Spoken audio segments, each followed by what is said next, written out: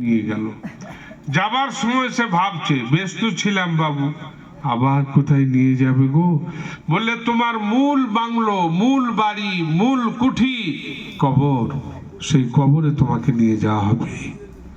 জানাজা পড়ে দাফন করে দিয়ে যখন বেরিয়ে এলো, বাড়িতে সবাই বিধ্বস্ত, চিন্তিত, দুঃখিত, মর্মাহত, পাড়ার মানুষও মর্মাহত। কিন্তু কবরে শুইয়ে দিয়ে চলে আসা হলো। দুদিন 4 দিন পরে সব ভুলে গেল। না, আমরা মনে মনে ভাবছিলাম ও বেচারা বহুদিন ধরে কষ্ট পাচ্ছিল গো, মারা গেল, ভালো হলো। কোরআন বলছে না, এরপরই ঝামেলা শুরু হলো। বলে এরপরে আবার কি ঝামেলা আছে? বলে কোরআন খোলো। ওয়ানুফিখা ফিসসূর ফাইদা হুম মিনাল আজদাসি ইলা রাব্বিহিম ইয়ানসিলুন ক্বালু ইয়া ওয়াইলানা মান বাসানা মিন মারকাদিনা হাযা মা ওয়াদার রহমান ওয়া সাদাকাল মুরসালুন। আল্লাহ পাক বলেন কোরআনে মুকাদ্দাসের মধ্যে, ইসরাফিল ফেরেশতাকে বলে দেব সূরটা ফুঁকে দিন। যখন সূরটা ফুঁকে দেবে, ইদাস সামাউন ফাতারাত, আকাশটা ভেঙে যাবে, ওয়াইদাল কাওয়াকিবুন তাসারাত, নক্ষত্র ভেঙে ভেঙে পড়বে, ওয়াইদাল জিবালু সুইরাত, পাহাড়টা তুলোর মতো উড়বে, ওয়াইদাল কুবুরু বুসিরাত, কবরটা উল্টে দেওয়া হবে, আলিমাত নাফসুম মা কদ্দামাত ওয়া আখারাত, সেই দিনে জানতে পারবে কি ছেড়ে গেছো, কি নিয়ে গেছো।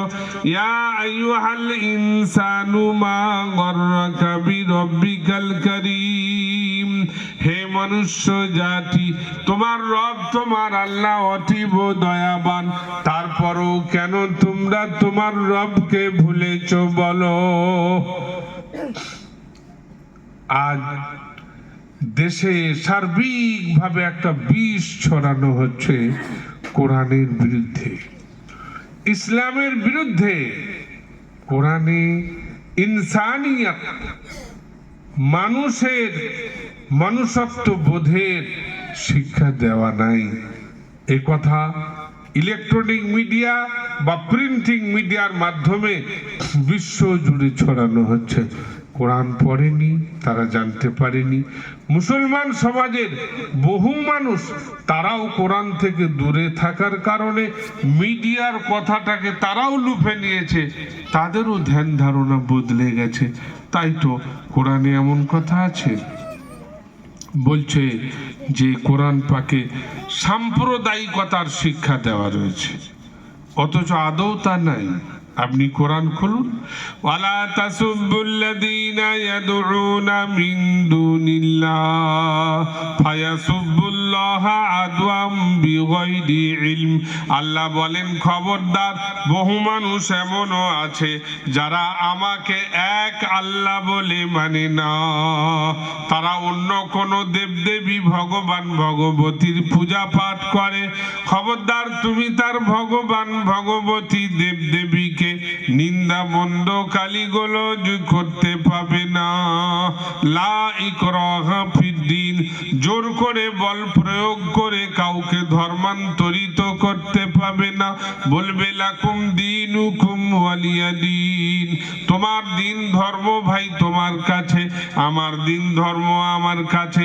তারপরও আমরা একই স্কুলের ছাত্র হয়ে যাব, একই ক্লাবের সদস্য হব, একই ক্রিকেট টিমের আমরা খেলোয়াড় হব, একই ফুটবল টিমের খেলোয়াড় হব, পাশাপাশি দোকানে একে অপরের কাছে মাল কেনা বেচা করব, সম্প্রীতির কোনো অভাব থাকবে না। যারা কোরআন থেকে দূরে, তারা কোরআনের উপরে অপবাদ লাগায় যে এই কোরআনে আপনার সাম্প্রদায়িকতার শিক্ষা দেওয়া আছে। আদৌ কিন্তু সাম্প্রদায়িকতার শিক্ষা নাই, বরং সম্প্রীতির শিক্ষা দেওয়া আছে। হবে। তো মানুষের মৃত্যু হলো, গোসল কাফন জানাজা কবর থেকে এবার তোলা হলো। যখন তোলা হলো বলল ব্যস্ত শুয়েছিলাম, আবার কেন তোলা হলো, কোথায় নিয়ে যাবে? সেই দিনে বলা হবে হাজা মা ওয়াদার রহমান, তোমার আল্লাহ একটা ওয়াদা দিয়েছিলেন, তোমার রহমান রহিম ওয়াদা দিয়েছিলেন যে তোমার মৃত্যুর পরে একদিন তোমার আল্লাহর দরবারে হাজির হতে হবে। এটা সেই দিন, চলো তোমার আল্লাহর দরবারে যেতে হবে। মানুষ যখন আল্লাহর দরবারে হাজিরি দিল, দেওয়ার পরে এবারে আসবে প্রশ্ন, তার জীবনের হিসাব কিতাব দিয়ে দাও। 100 দিনের কাজের হিসাব নিয়ে স্কুল ঘরে বসেছে গ্রামের লোকেরা, বলে হিসাব বুঝিয়ে দাও। হিসাব বুঝাতে যে প্রধানের মাথা ফাটছে, কোথা আপনার সেই যে অবজারে রয়েছে তাকে কিল ঘুষি দিচ্ছে, কাকে লিজে ঠেঙ্গিয়ে লিজে জেলে ভরছে। 100 দিনের হিসাব, আর 50, 60, 70 বছরের হিসাবে কেমন ফাটাবে বুঝতে পারছেন? 100 দিনে যদি এই হাল হয়, তো এই 50, 60, 70 বছরে হিসাব কিরম ভাব দেবে? খুব সাবধান। ওয়াইলুল লিল মুতাফফিফিনা আল্লাযীনা ইযা ইকতালু আলান নাসি ইস্তাওফুন। আল্লাহ বলেন সাবধান হও, মাপে কম দিও না, ওজনে কম দিও না, মারাত্মক বিপদে পড়ে যাবে। আমি আল্লাহ এটা পছন্দ করি না। একবার একটা সফরে চলছিল একটি জামাত, চলতে চলতে একটা জায়গায় একজন সাথী মারা গেল। মারা যাওয়ার পরে বলল এখানে কবর তো দিতে হবে। পাশের গ্রামের সঙ্গে যোগাযোগ করলো, ভাইরে আমাদেরই এক বন্ধু মারা গেছে, তোমাদের কবরস্থানে দাফন করব। বললে করে নাও। কবর কাটা হলো, যখন কবরে নিয়ে গেল তখন দেখছে কবরে একটি সাপ ফনা তুলে দাঁড়িয়ে আছে। সবাই বলল কি করে কি হবে, এখানে কোনো আলেম বুজুর্গ আছে না কিন বলো। বলে অমুক জায়গায় একজন আলেম আছে। সেই আলেমের কাছে গেল, বলে হুজুর এই ঘটনা কি করা যাবে? আলেম সাহেব বললেন উনি জীবনে কি কাজ করতেন বলুন? বললে উনি ওজনে মালপত্র কেনা বেচা ব্যবসা করতেন। বলে আর দেখতে হবে না, বুঝতে পেরেছি, ওই যে কেনা বেচা হতো ওজনে কম দিয়েছে। এই সাপটা সাধারণ সাপ নয়, এটা আল্লাহর তরফ থেকে পাঠানো সাপ। ও মারলেও মরবে না, আর ও উঠে পালাবেও না। ওই অবস্থায় পারো তো দাফন করে দাওগা। আমরা বুঝি না ছোট ছোট গোনাগুলো, এর কিন্তু অ্যাকশনটা মারাত্মক হয়ে আছে। এবার আল্লাহর আদালতে বিচার শুরু হবে। আল্লাহ পাক বললেন ওয়াকুল্লা ইনসানিন আলজামনাহু তায়রাহু ফি উনুকিহি ওয়া নুখরিজু লাহু ইয়াওমাল কিয়ামাতি কিতাবান ইয়ালকাহু মানসুরা ইকরা কিতাবাকা কাফা বিনাফসিকাল ইয়াওমা আলাইকা হাসিবা মা লিহাযাল কিতাবি লা ইউগাদিরু সগীরাতান ওয়ালা কাবীরাতান ইল্লা আহসাহা। আল্লাহর দরবারে তোলা হলো, গলাতে ঝুলানো হয়েছে একটা বোর্ডের মতো, একদিকে নেকি একদিকে গুনাহ, দুটো জিনিসই লেখা আছে। আল্লাহ তাআলা বললেন এবার তুমি হিসাবটা করো। তুমি তো দুনিয়াতে বহু হিসাব করেছো, দোকানের হিসাব, মালের হিসাব, চাপানের হিসাব, ধানের হিসাব, সরষের হিসাব, কাঁসারের পাথরের হিসাব, বহু হিসাব করেছো, এই হিসাবটাও কর। সে তখন দেখবে আর বলবে ছোট ছোট গোনাগুলো পর্যন্ত লেখা আছে। চায়ের দোকানে মজাক করতে করতে একটু বেফাস কথা বলেছি, ওটাও লেখা আছে। আর বড় গোনার তো কোনো কথাই নাই। সেদিন হতবাক হবে আর আল্লাহর দরবারে আরজি জানাবে, আল্লাহ তুমি ছেড়ে দাও না, এরপরে গিয়ে আর একটাও পাপ করব না, যত নেকির কাজ আছে সেইগুলোই করে আসব, কিন্তু আর সুযোগ হবে না, আর সুযোগ দেওয়া হবে না। কি হবে? এইটার পরে হয় পুরস্কার নচেত তিরস্কার, দুটোর একটা হবে। কোরআনে ওটাও বলা আছে, ওয়া আম্মা মান উতিয়া কিতাবাহু বিয়ামিনিহি ফাসাউফা ইউহাসাবু হিসাবান ইয়াসীরা ওয়া ইয়ানকালিবু ইলা আহলিহি মাসরুরা। আল্লাহ বলেন যারা নেককার মানুষ হবে, আল্লাহওয়ালা হবে, দিনদার পরেজগার হবে, ধর্মভীরু হবে, দুনিয়ার বুকে সে তার ঈমান আর আমলের জিন্দেগি কাটাবে। আল্লাহ বলছেন তার ডান হাতে আমলনামা দেওয়া হবে, এটা লক্ষণ হবে সেই ব্যক্তি জান্নাতি। পুরস্কারটা নেওয়ার পরে ওয়ায়ানকালিবু ইলা আহলিহি মাসরুরা, আত্মীয় স্বজন বন্ধুকে দেখাবে, দেখো আমার আল্লাহ কত বড় পুরস্কার দান করেছেন। পক্ষান্তরে ওয়া আম্মা মান উতিয়া কিতাবাহু ওয়ারা যহরিহি, কিছু মানুষ এমনও থাকবে বাম হাতে পিছন দিকে দেওয়া হবে, এটা লক্ষণ হবে সেই ব্যক্তি জাহান্নামী। সে বলবে কুলিয়া লাইতানি কুনতু তুরাবা, যদি এই মাটিটা ফেটে যেত, ভিতরে ঢুকে যেতাম, এ লজ্জার মুখ আমি আর কাকে দেখাবো বলো। আজকের পাশ ফেলটা পাশ ফেল নয়, আসল পাস আর ফেল তো হবে মরণের পরে। বাপ আদম আলাইহিস সালাম থেকে নিয়ে কিয়ামত পর্যন্ত আনেওয়ালা যত মানুষ, সমস্ত মানুষের মাঝে আল্লাহ তাআলা যদি আপনাকে আমাকে পুরস্কার দিয়ে দেন ডান হাতে, এটা হবে সব থেকে বড় পাস। আর যদি বাম দিকে পেয়ে যায়, এটা সব থেকে বড় ফেল। সেই জন্যে দুনিয়ার ব্যবসাতে ফেল হয়ে গেলেন, স্কুলে পড়তে গিয়ে ফেল হলেন, অন্য কোনো কাজে ফেল হলেন, ওই পাস ফেলটা পাস ফেল নয়। আসল পাস আর ফেল হলো মরণের পরে।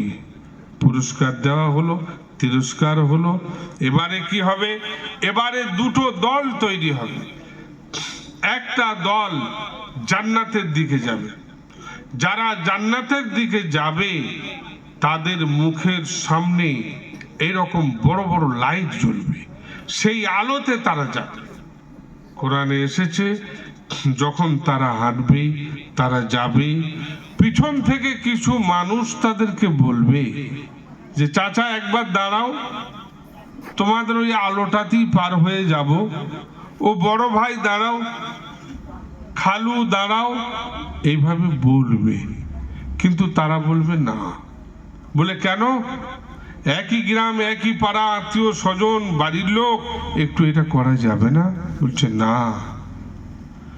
ভোরবেলা ইমাম সাহেব বলতেন আসসালাতু খায়রুম মিনান নাওম, তোমার ঘুমের থেকে নামাজ অতি উত্তম। আল্লাহর বান্দা, সেই দিনে তোমরা ঘুমিয়েছিলে, আমরা অন্ধকারে উঠে উজু করে মসজিদের দিকে ধাবমান হয়েছিলাম। দিনের শুরু ভাগে রবকে বলেছিলাম, ওগো আমার রব, তোমার শুকরিয়া আদায় করলাম, তোমার হুকুমকে পালন করলাম। এই অন্ধকারাচ্ছন্ন অবস্থায় মসজিদে আগমনকারী ব্যক্তিরা, তার কারণে তারা এই আলোটা পেয়েছে।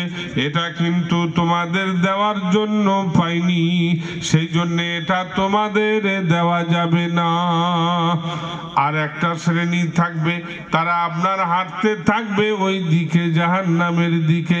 জান্নাতি যারা হবে, জান্নাতের গেটে যখন পৌঁছে যাবে, ফেরেশতারা এসে দাঁড়াবে আর বলবে সালামুন কওলাম মির রাব্বির রহিম, তোমার রব, তোমার আল্লাহর তরফ থেকে সালামতি, খুশ আমদেদ, শুভ সংবাদ, ওয়েলকাম, আসুন জান্নাতে প্রবেশ করুন। তাদেরকে ভালো ভাষায় সম্বোধন করে সসম্মানে জান্নাতের ভিতরে নিয়ে যাওয়া হবে। যখন তারা জান্নাতের ভিতরে যাবে, যাওয়ার পর সেখানে চির শান্তি বিরাজ করছে। রোগ নাই, বালা নাই, মুসিবত নাই, ঝগড়া নাই, মারামারি নাই, দাঙ্গা নাই, কোর্ট নাই, কাছারি নাই, কিচ্ছু নাই। আরাম আরাম আরাম আরাম। দুধের নহর, মধুর নহর, সেইখানে যেটা খাবার ইচ্ছা করবে বসে বসে শুধু ভাবছে দুটো আঙ্গুর খেলে হতো। আঙ্গুরের ডাল আঙ্গুর সহ মুখের গোড়ায় হাজির। মনে মনে ভেবেছে একটু ভালো বিরিয়ানি হলে হতো, বিরিয়ানি খাবার সামনে হাজির। যা মনে আসবে আল্লাহ তাআলা সেই ব্যবস্থাই তাকে দিয়ে দেবেন। সেই জান্নাতে এরা ঢুকে যাওয়ার পরে এরা একটু গবেষণা করছে, তাই তো এই জান্নাতে এলাম, কিন্তু আমাদের পূর্বে খালু মারা গেছে, চাচা মারা গেছে, দাদু মারা গেছে, এরাই বা কোথায় গেল, এদেরকে কেন দেখি না? তখন তারা সেখানে একটা ভাবনা করবে, এখানে দুটো জায়গা আছে, একটা জান্নাত একটা জাহান্নাম। যদি এই জান্নাতে নাই তাহলে নিশ্চয়ই জাহান্নামে আছে, চল দেখি যাই। এরা জান্নাত থেকে বের হবে। কোরআন পাকে এসেছে ওয়াফুতিহাত আবওয়াবুহা, জাহান্নামের দরজাগুলো খুলে দেওয়া হবে। এরা যাবে, তাকাবে, দেখবে আর বলবে, ভাইরে দুনিয়াতে তোমাদের বড় নাম ছিল, দাম ছিল, কি এমন অন্যায় করেছো, কেন তোমরা জাহান্নামী? তারা বলবে, ভাইরে দুনিয়াতে জীবনে অনেক পাপ অনেক গুনাহ করেছিলাম, কিন্তু মারাত্মক পাপ একটাই করেছিলাম, আজান শুনে নামাজ পড়তে যাইনি। কোরআন বলছে ইন্নাস সালাতা তানহা আনিল ফাহশাই ওয়াল মুনকার, নামাজ এমন একটা ইবাদত, নামাজ মানুষকে বহু গুনাহ থেকে বাঁচিয়ে দেয়। যে মানুষ নামাজ পড়বে জামা কাপড় পাক থাকবে, যে মানুষ নামাজ পড়বে শরীরটা পাক থাকবে, যে মানুষ নামাজ পড়বে কোরআনের তেলাওয়াতটা শিখে যাবে। তো নামাজ এমন একটা ইবাদত, এই নামাজের মাধ্যমে বহু গুনাহ থেকে আল্লাহ মানুষকে বাঁচিয়ে দেয়। একবার সাহাবায়ে কেরামদের একটা টিম এবং আল্লাহ রাসূল সাল্লাল্লাহু আলাইহি ওয়াসাল্লাম একবার সফরে যাচ্ছেন একটা কবরস্থানের কাছাকাছি। হঠাৎ নবীজির উটটা উলটপালট ছুটতে আরম্ভ করলো। সাহাবা জিজ্ঞাসা করলেন, ইয়া রাসূলুল্লাহ, ইয়া হাবিবাল্লাহ, আপনার উটটা এরকম করছে কেন? বিশ্ব নবী বললেন, সামনে দুটো কবরে আযাব হচ্ছে, আল্লাহ আমাকে দেখালেন, আমি দেখতে পেলাম। তখন সাহাবা জিজ্ঞাসা করলেন, ইয়া রাসূলুল্লাহ, ইয়া নবী আল্লাহ, এই কবরে আযাব কি কারণে হচ্ছে একটু বললে ভালো হতো। বিশ্ব নবী বললেন, একটা কবরে আযাব হচ্ছে পেচ্ছাপ করে পানি দিয়ে তাহারত হাসিল করতো না, আর একটা অন্য কবরে হচ্ছে এর কথা ওকে লাগাতো, ওর কথা একে লাগাতো, এই লাগা বাজার কাজ করত, এই কারণে দুটো কবরে আযাব।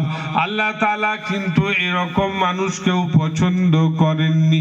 কোরআন পাকে বলেছেন, ওয়াইদা লাকুল্লাযীনা আমানু ক্বালু আমান্না ওয়াইদা খালাউ ইলা শায়াতিনিহিম ক্বালু ইন্না মাআকুম ইন্নামা নাহনু মুস্তাহজিউন।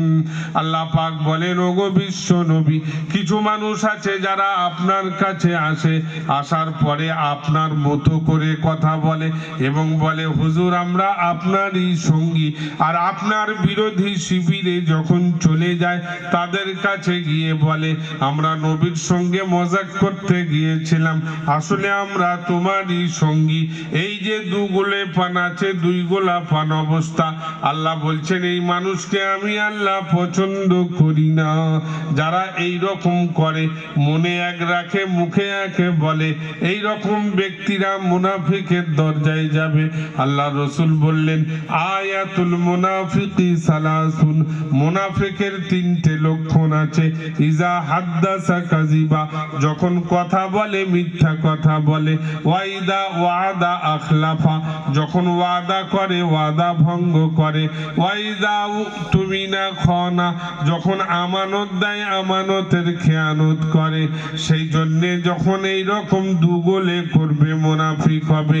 আল্লাহকে জিজ্ঞাসা করা হলো, আল্লাহ যারা মুনাফিকগিরির কাজ করবে তাদের শাস্তি কি হবে? কোরআন পাকে আছে, আল্লাহ বলে বলেন ইন্নাল মুনাফিকিনা ফিদ দারকিল আসফালি মিনান নার, যারা মুনাফিকগিরির কাজ করবে এরা জাহান্নামের সব থেকে নিম্ন স্তরে জায়গা পাবে। জাহান্নাম তো এমনিই খারাপ জায়গা, আবার তার নিম্ন স্তরে চলে যাবে এই মুনাফিকগিরির কাজ করার কারণে। সেই জন্যে আমাদেরকে অঙ্ক করতে হবে। এমন তো কিছু হচ্ছে না যে আমার নামটা মুনাফিকের লিস্টে চলে যাবে। এখন এরা বার হলো, জাহান্নামের দিকে তাকালো, মানুষ কষ্টের মধ্যে আছে, তখন তারা বলছে পানি দাও, পানি দাও। বহুদিন পানি খায়নি, ভিতর শুকিয়ে গেছে। কোরআন বলছে ফাসারিবুনা মিনাল হামিম, গরম ফুটন্ত পানিটা মুখে ঢেলে দেওয়া হবে, আঁতড়িগুলো কেটে পায়খানার রাস্তা দিয়ে বের হবে। এই গরম পানি দেবে, ঠোঁটটা ঝুলে যাবে নাভির কাছে, চিৎকার করবে, বলবে আল্লাহ এই যন্ত্রণা সহ্য হয় না, আল্লাহ গো তুমি খেতে দাও, খেতে দাও। 500 বছর খানা খেতে পাইনি, খাবার কি জিনিস জানে না। কোরআন বলছে লা আকিলুনা মিন শাজারিম মিন যাকুম ফামালিউনা মিনহাল বুতুন, ফুল গাছ, বেঞ্চি গাছ, বাবলা গাছের মতো কাঁটাদার ডালগুলো মুখেতে গুঁজে দেবে, গিলতেও পারবে না, ফেলতেও পারবে না, যন্ত্রণায় ছটফট করবে আর বলবে আল্লাহ তুমি মৃত্যু দাও, এ যন্ত্রণা সহ্য করতে পারি না। কোরআন বলছে সুম্মা লা ইয়ামুতু ফিহা ওয়ালা ইয়াহইয়া, আজকে বেঁচে আছো কালকে মৃত্যু হবে, আজকে বেঁচে আছো কালকে মৃত্যু হবে। মৃত্যুর